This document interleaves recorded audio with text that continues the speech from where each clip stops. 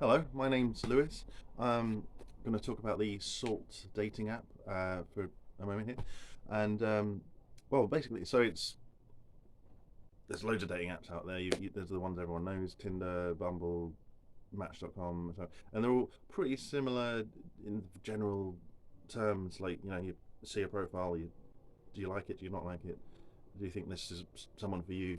Uh, and so it works on that basis. But the thing with Salt is it's specifically for Christians, so that's great. It's definitely got a different vibe to a lot of these other ones that have got a kind of a certain kind of culture about them that might be undesirable to some people. And if you're not a part of that kind of culture, then you just don't feel like you fit in.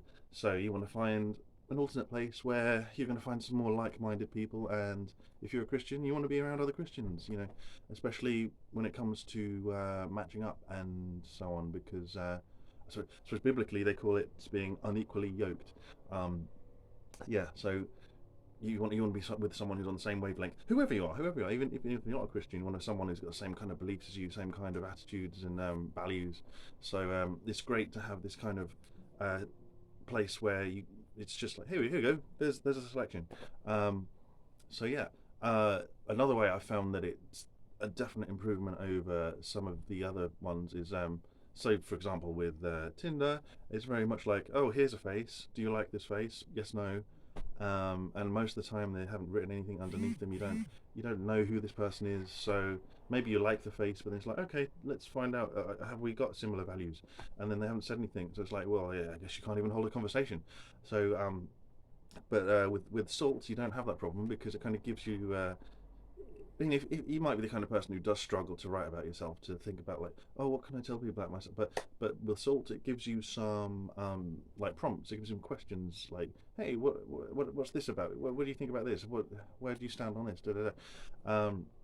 So it kind of lets you more. Okay, I'll tell people this because this is it's asking me this, and it's nice. And then you get so whoever's looking at your profile can be like, okay, this person um, is appealing in a way. What are they about? Do we match on the interests? Other than do we have the same kind of movie tastes? Are we both gamers? Are we into arts, museums, so on, and that kind of thing? And like, okay, yeah. So there's all these other things where you're compatible with. Maybe this is someone worth meeting. Um, Only downside I found with it is mainly due to, I guess, the area I live in. There's not many people on the app, so um, so that can be problematic.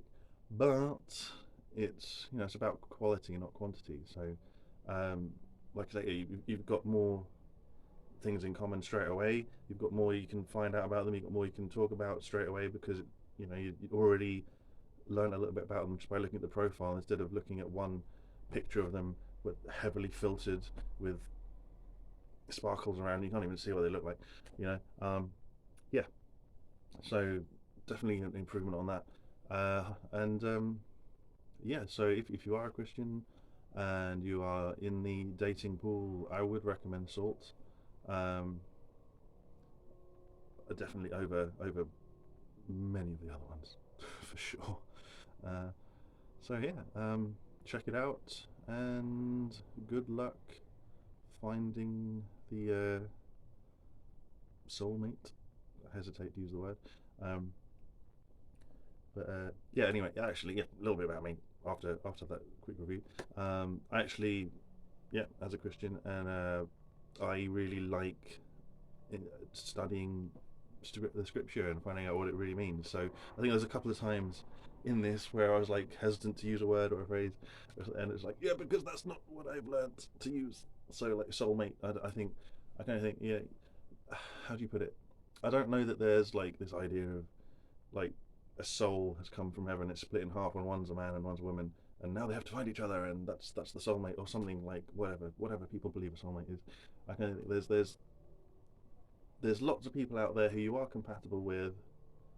Like you just have to find one who you can make it work with, and then once you found that one and you're married and everything, then you can stick with it. Um, I think that's the biblical way. It's not like there's 7 billion people on the planet. Let's hope my soulmate was born down the road. It's not quite that. So yeah, salt, me, bam. God bless.